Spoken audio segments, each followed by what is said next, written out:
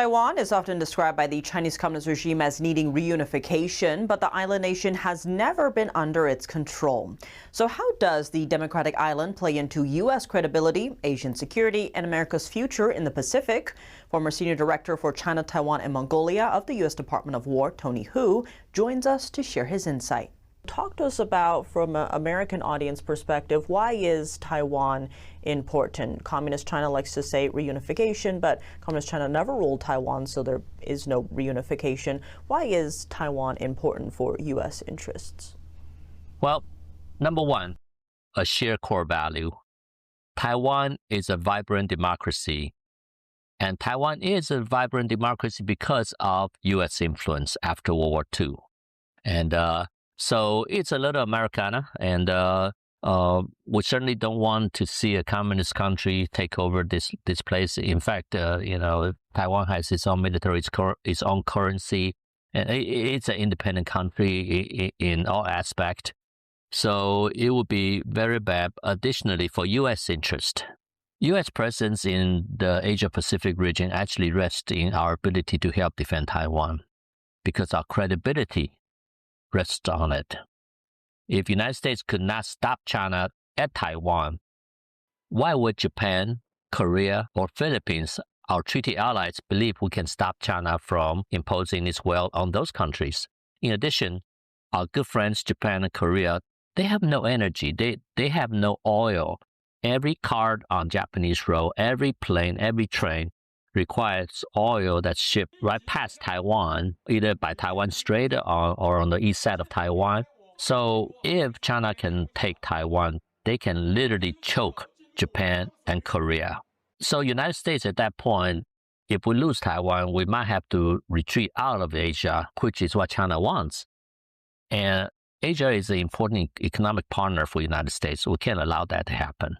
So if the United States is to remain great, Taiwan is a key point.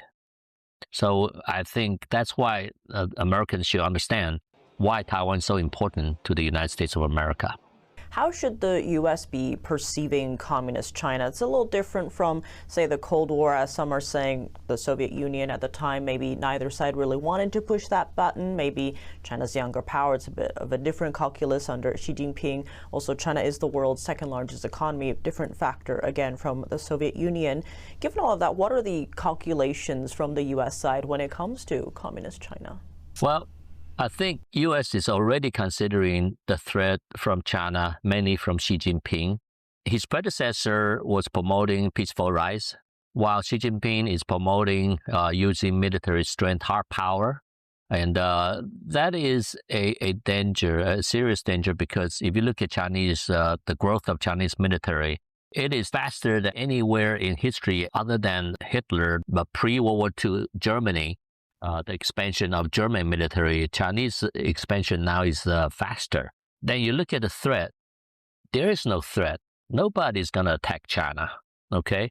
Why this large military? Most likely it's because they want to impose their will, not only in the Asia-Pacific region, but in other parts of the world, using military power.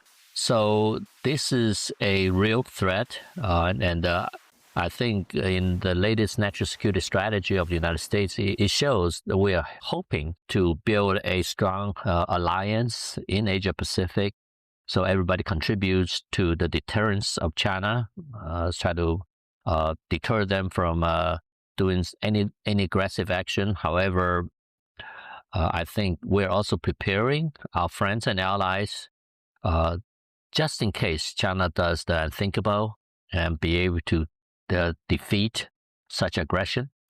Digging into that, we saw, if you will, a very strong Japan, especially under the new prime minister, her comments regarding Taiwan that, Japan could respond militarily if there is that Chinese invasion. When it comes to Venezuela, though, you had President Trump saying, this is America's backyard. We want good neighbors, kind of saying it's America first, a return to the Monroe Doctrine, or as President Trump likes to say, the Donroe Doctrine. Given that, though, we do see a lot of Chinese influence in, say, Latin America, America's backyard. With these recent moves, could we see a displacement of that? And then where would that Chinese influence go? And what would that mean for the Indo-Pacific region and the calculus there? Well, you just talked about the top two priorities that was indicated in our national security strategy, the Western Hemisphere and Asia Pacific. So obviously, Trump takes the priority seriously.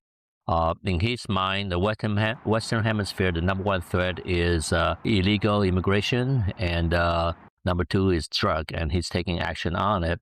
Because of taking action, that causes, I believe, the Pacific region to either have more confidence on the United States, and for our adversaries, they have to take into consideration threat from the United States. And so, I believe there's an impact based on U.S. action recently that U.S. not just talk, they actually do something about it. So I hope this serves as a further deterrence against any aggression. Well, Tony Hu, thank you so much for joining us. Sure, Tiffany. Have a good one.